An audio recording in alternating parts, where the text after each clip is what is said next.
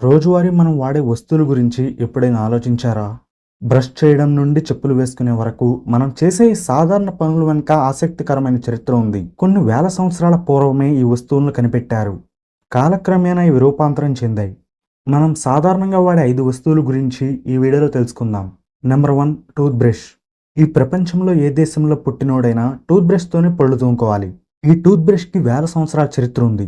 5000 సంవత్సరాల క్రితం Babylon, Egypt and Indian సబ్ కాంటినెంట్లో ఉండే ప్రజలు చ్యూ స్టిక్స్ని పళ్ళు తోముకోవడానికి ఉపయోగించారు. ఈ స్టిక్స్ని ముఖ్యంగా వేప చెట్ల కొమ్మల నుంచి చేసేవారు. ఈ పుల్లల్ని పళ్ళకి రుద్ది దంతాల్లో మిగిలిన ఆహారాన్ని నిర్మూలించడంతో పాటు శ్వాసని తాజాపరిచేవారు. 1498లో చైనీయులు మొట్టమొదటి బ్రిస్టల్ బ్రష్ని తయారు చేశారు. బ్రిస్టల్స్ కోసం పంది వెంట్రుకలను వాడారు. హ్యాండిల్స్ కోసం బాంబూ లేదా ఎముకల్ని ఉపయోగించారు. ఈ ఐడియా యూరోప్కి చేరింది. 1700s టైంలో విలియం అడ్డిస్ అనే వ్యక్తి ఈ డిజైన్ని మెరుగ్గా చేసి టూత్ బ్రష్లను భారీగా ఉత్పత్తి చేయడం ప్రారంభించాడు. చివరిగా 1938లో అమెరికాలోని డూపాంట్ అనే కంపెనీ నైలాన్ బ్రిస్టల్స్తో ఆధునిక టూత్ బ్రష్ని కనిపెట్టింది. అప్పటి నుండి టూత్ బ్రష్లు చాలా రకాలుగా మారాయి, కానీ వాటి ప్రధాన ఉద్దేశమైన పళ్ళ శుభ్రత మారలేదు. Number 2, toothpaste.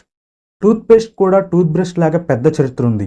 5000 BCలో ఏన్షియంట్ ఈజిప్ట్లో ఉన్న ప్రజలు పళ్ళను శుభ్రపరచడానికి పేస్ట్ లాంటి పదార్థాన్ని వాడేవారు. అదే మొట్టమొదటి టూత్పేస్ట్. టూత్ బ్రష్ని కనిపెట్టక ముందే చాలా కాలం క్రితం ఈ పేస్ట్ని వాడారు. ఎగ్ షెల్స్ని, ఎద్దు ఎముకల్ని, బూడిదని, పోమైస్ రాళ్ళని కలిపి పొడిగా మార్చి ఈ పేస్ట్ని తయారు చేసేవారు. ఈ పేస్ట్తో పళ్ళను శుభ్రం చేసుకుని శ్వాసని తాజాపరిచేవారు. తర్వాత కాలంలో గ్రీక్స్ అండ్ రోమన్స్ ఈ ఫార్ములాని మార్చారు. చార్కోల్ని, చెట్టు తొక్కల్ని కలిపి మెరుగ్గా చేశారు. పురాతన భారతీయులు వేప, లవంగాలతో చేసిన హెర్బల్ పేస్ట్లను వాడేవారు. 1800s టైంలో ఆధునిక టూత్పేస్ట్లు మొదలయ్యాయి. చాక్ అండ్ సోప్ని వాడి పేస్ట్లను తయారు చేసి అమ్మారు. 1892 సంవత్సరంలో డాక్టర్ వాషింగ్టన్ షెఫీల్డ్ అనే అమెరికన్ వ్యక్తి టూత్పేస్ట్ని మొట్టమొదటిసారిగా ట్యూబ్స్లో ప్యాక్ చేసి అమ్మడం మొదలుపెట్టాడు. 1900s టైంలో టూత్పేస్టుల్లో ఫ్లోరైడ్ అనే పదార్థాన్ని కలపడం మొదలుపెట్టారు. దీనివల్ల పళ్ళు పుచ్చిపోవడం, అరిగిపోవడం వంటివి తగ్గాయి. Number 3, soap. మన రోజువారీ జీవితంలో సబ్బు చాలా ముఖ్యం. మొదటగా దీన్ని అనుకోకుండా కనిపెట్టారు. సుమారు 2800 BC టైంలో పురాతన బాబిలోనియన్లు జంతు కొవ్వు, బూడిద, నీరు కలిపి ఒక మిశ్రమాన్ని తయారు చేశారు. ఇది శరీరం మరియు బట్టలు శుభ్రం చేయడంలో ఉపయోగపడింది. తరువాత కాలంలో మంచి క్వాలిటీ సోప్ని రోమన్లు తయారు చేశారు, కానీ దీన్ని ఎక్కువగా బట్టలు ఉతకడానికి ఉపయోగించారు. స్నానం చేయడానికి అంతగా వాడలేదు. పురాతన కాలంలో ఎక్కువ మంది కేవలం నీళ్లతోనే స్నానం చేసేవారు. సోప్స్ని రెగ్యులర్గా వాడేవాళ్లు కాదు. మెడీవల్ టైంకి వచ్చేటప్పటికి యూరోప్లో సోప్ వాడకం బాగా పెరిగింది. 1800s టైంలో భారీ స్థాయిలో సోప్స్ని ఉత్పత్తి చేయడం కంపెనీలు మొదలుపెట్టాయి. ఈ రోజుల్లో చాలా రకాల సోప్స్ని తయారు చేస్తున్నారు. బార్స్, లిక్విడ్స్ అండ్ జెల్స్ రూపంలో సోప్స్ అందుబాటులో ఉన్నాయి.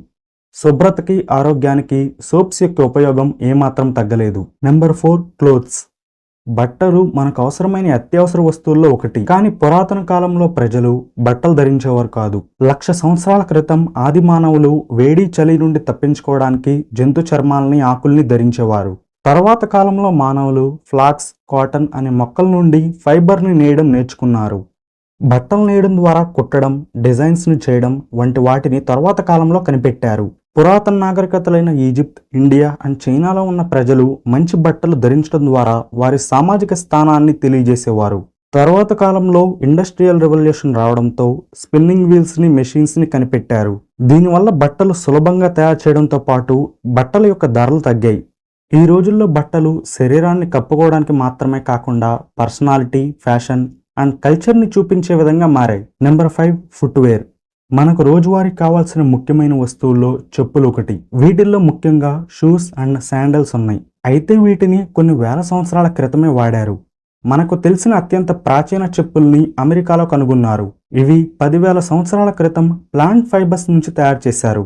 ఆ సమయంలో మానవులు తమ పాదాల్ని రాళ్ల నుండి, చలి, వేడి నుండి కాపాడుకోవడానికి వాడారు. ప్రాచీన ఈజిప్ట్ అండ్ భారతదేశంలో లెదర్ నుండి కానీ, చెక్క నుండి కానీ చేసిన చెప్పుల్ని వాడేవారు. తర్వాత కాలంలో చెప్పుల్ని తయారు చేసే పద్ధతి మెరుగుపడింది. రోమన్లు వారి సైనికుల కోసం మంచి లెదర్ని వాడి బోట్లను తయారు చేశారు.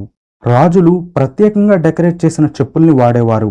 ఆధునిక కాలంలో మెషిన్లు రావడంతో చెప్పుల తయారీ వేగంగా మారడమే కాకుండా ధరలు చాలా తగ్గాయి. కొన్ని వేల రకాల చెప్పులు వివిధ అవసరాల కోసం మనకు అందుబాటులోకి వచ్చాయి. సేఫ్టీ నుండి స్టైల్ వరకు మన రోజువారీ జీవితంలో చెప్పులు ముఖ్యమైన వస్తువుగా మారాయి. ఈ వీడియో నచ్చితే లైక్ చేయండి, అలాగే షేర్ చేయండి. నా ఛానల్కి సబ్స్క్రైబ్ చేసుకోండి. Thank you.